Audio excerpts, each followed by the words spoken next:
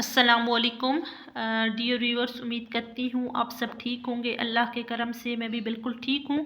Class 9 chapter 3 chemical bonding हम discuss कर रहे हैं और इसमें मैंने आपके लिए डिफरेंट क्वेश्चन प्रीवियस लेक्चर में भी बनाए थे और अभी भी मैं आपके लिए कुछ क्वेश्चंस लेकर आई हूँ ताकि आपके लिए टॉपिक को क्लियर करना ईजी हो जाए। तो क्वेश्चन नंबर मैंने 1 बनाया है। हम अभी केमिकल बॉन्ड उनकी डिफिनेशंस और हम कुछ अंडरस्टैंडिंग क्वेश्चंस कर रहे हैं, ठीक है। तो यहाँ पे how a chemical bond is formed, कि केमिकल बॉन्ड कैसे बनता है, क्वेश्चन हमारे पास बन रहा है। तो a chemical bond is form as a result of tendency of atom to lose और गेन इलेक्ट्रॉन और electron to occur the electronic configuration of the nearest noble gas because this is a more stable electronic structure. अब यहाँ पे क्या question यहाँ पे यूं हो रहा है कि केमिकल बॉन्ड कैसे बनता है। तो केमिकल बॉन्ड बनाने के लिए हमारे पास एटम के अंदर ये एबिलिटी होनी चाहिए कि वो इलेक्ट्रॉन को लूज करता है या गेन करता है, ठीक है। और यहाँ पर इलेक्ट्रॉन्स को इलेक्ट्रॉनिक कन्फिग्रेशन जो उसके नियरेस्ट नोबल गैसेस में होती है तो वो चाहिए होती है, because this is a more stable electronic structure, क्योंकि उसकी वजह यह है कि ये एक जो है वो स्टेबल जो नोबल गैसेस हैं वो एक स्टेबल इलेक्ट्रॉनिक स्ट्रक्चर रखता है। जिस तरह एग्जांपल हमारे पास है कि sodium chloride is form when the element sodium and chlorine react chemically. तो सोडियम क्लोराइड कैसे बनता है? अब सोडियम क्लोराइड बनाने के लिए हमारे पास जो सोडियम है और क्लोरीन है वो रिएक्ट करेंगे केमिकली, ठीक है। अब जो सोडियम है वो इलेक्ट्रॉन को लूज करने की एबिलिटी रखेगा और क्लोराइड जो होगा वो इलेक्ट्रॉन को ऐड करने की या गेन करने की एबिलिटी रखेगा। तो इस तरीके से जब सोडियम और क्लोरीन के दरमियान में एक केमिकल बॉन्ड बनेगा तो इस तरीके से हमारा सोडियम क्लोराइड हम कहेंगे कि ये एक केमिकल बॉन्ड बन गया है, ठीक है, जब वो रिएक्ट करेंगे, सही है। उसके बाद हमारे पास नेक्स्ट क्वेश्चन आता है कि define electronic configuration of sodium and chlorine atom. अब यहाँ पे हमने इलेक्ट्रॉनिक कन्फिग्रेशन के हिसाब से सोडियम और क्लोरीन को डिस्कस करना है।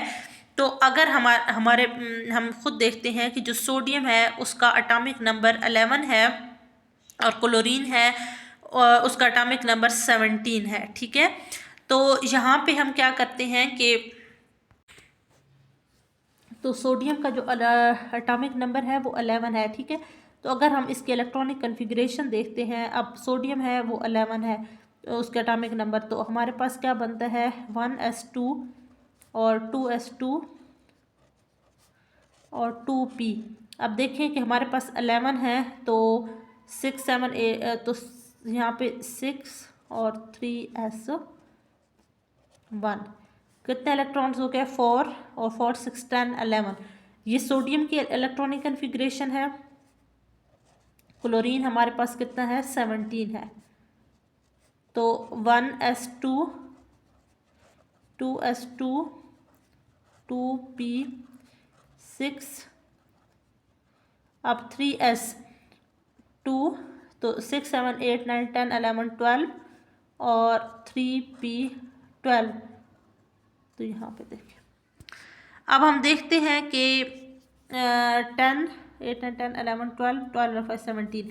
अब ये सोडियम के इलेक्ट्रॉनिक कन्फिग्रेशन है और ये क्लोरीन के इलेक्ट्रॉनिक कन्फिग्रेशन है, ठीक है। अब देखिए फर्स्ट शेल में हमारे पास 2 इलेक्ट्रॉन्स हैं, सेकंड में अगर हम देखें तो 8 इलेक्ट्रॉन्स हैं और थर्ड शेल जो हमारे पास है उसमें 1 इलेक्ट्रॉन है। यहाँ पे देख लें क्लोरीन की बात करें तो 2 फर्स्ट शेल में है, 8 इलेक्ट्रॉन्स हमारे पास जो है वो सेकंड शेल में है और थर्ड शेल में हमारे पास 7 है, 5 6 7, ठीक है। तो यहाँ पे हमारे पास सोडियम और क्लोरीन की इलेक्ट्रॉनिक कन्फिग्रेशन आ जाएगी।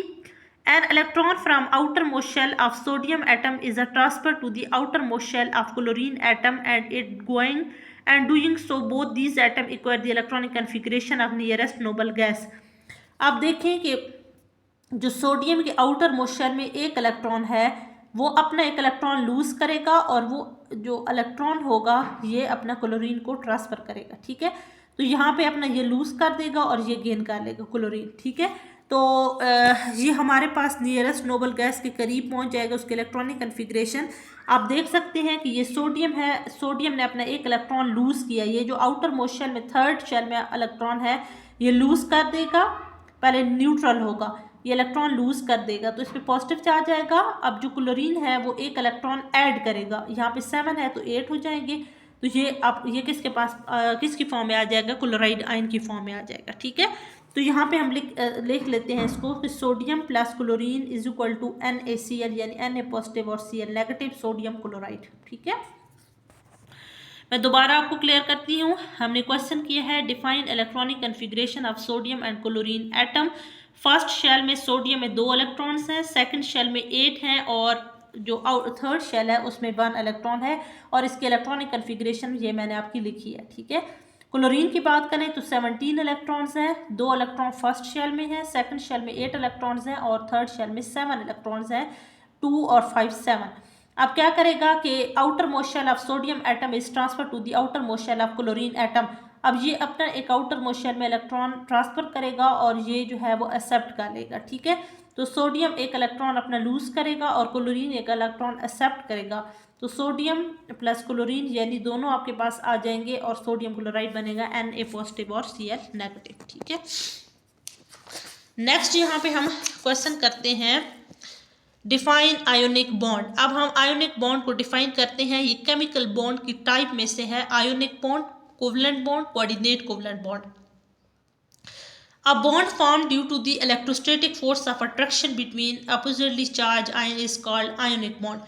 अब अपोजिट चार्ज यानी एक ऐसा बॉन्ड बनना कि जो आपकी एक ऐसी फोर्स ऑफ अट्रैक्शन जो 2 चार्जेस को आपस में मिलाए। कौन कौन से 2 चार्जेस आपके पास, पॉजिटिव और नेगेटिव। ठीक है, अब ये पॉजिटिव और नेगेटिव जो चार्ज है ये आप आपस में जोड़ेंगे। ठीक है, उसको आप कहते हैं आयोनिक बॉन्ड। और एग्जांपल हम यहाँ पे करते हैं, calcium on alkaline earth metal lose 2 electron to form calcium chloride.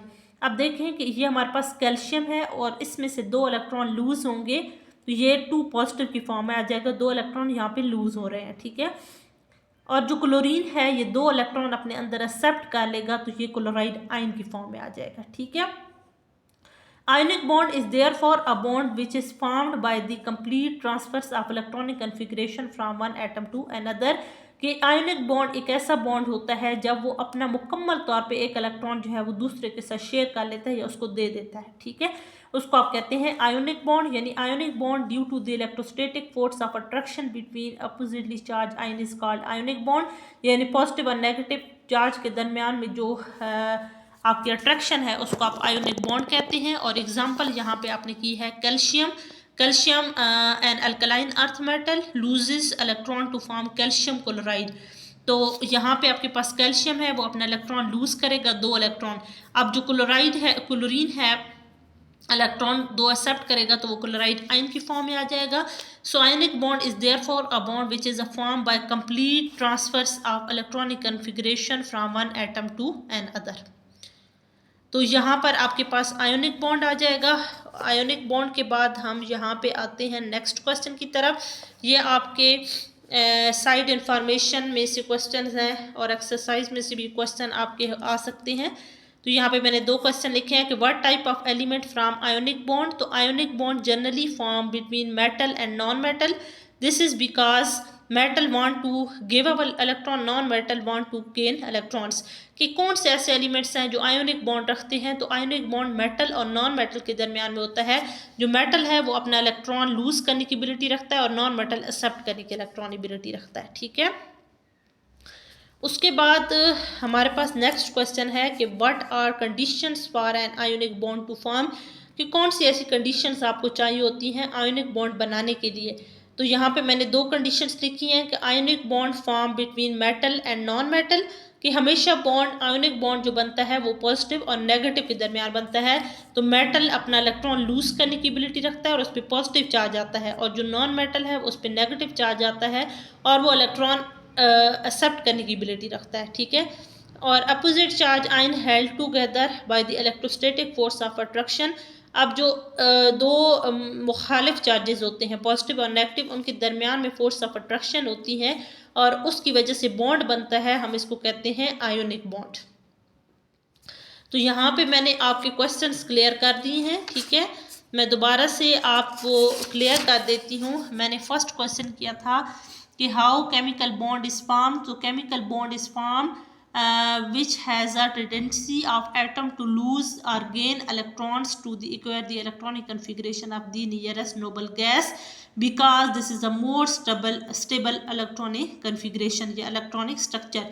और एग्जाम्पल आपने सोडियम क्लोराइड की थी, ठीक है। वो केमिकल बॉन्ड बनाते हैं क्योंकि सोडियम जो है वो इलेक्ट्रॉन को लूज करने की एबिलिटी रखता है और जो क्लोरीन है वो इलेक्ट्रॉन को एक्सेप्ट करने की एबिलिटी रखता है, ठीक है। नेक्स्ट हमारे पास क्वेश्चन है define electronic configuration of sodium and chlorine atom. तो यहाँ पे मैंने आपकी इलेक्ट्रॉनिक कन्फिग्रेशन लिखी है, सोडियम 11 एटॉमिक नंबर, क्लोरीन 17, और यहाँ पे मैंने आपके लिए 1s2 2s2 यानी मैंने आपके इलेक्ट्रॉनिक कन्फिग्रेशन लिखी है। तो फर्स्ट शेल में मेरे 2 इलेक्ट्रॉन्स हैं, सेकंड में मेरे 8 इलेक्ट्रॉन्स हैं और थर्ड में मेरा 1 इलेक्ट्रॉन है।